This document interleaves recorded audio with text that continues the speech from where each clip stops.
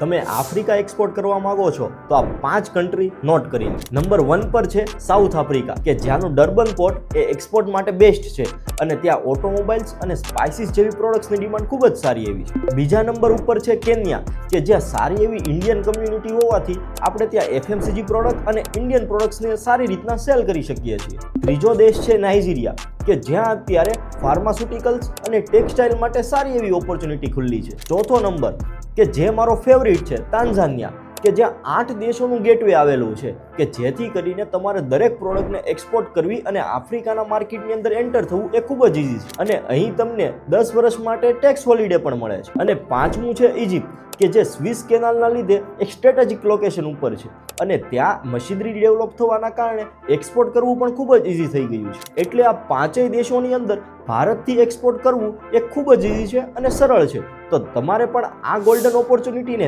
Miss ના કરવી જોઈએ. અને જો વિડીયો તમને ગમ્યો હોય તો લાઈક કરો અને શેર કરો, અને આવી જ એક્સપોર્ટ બિઝનેસની ટિપ્સ અને ઇન્ફોર્મેશન માટે અમારા આ દેશી એક્સપોર્ટરના પેજને ફોલો કરવાનું ન ભૂલતા.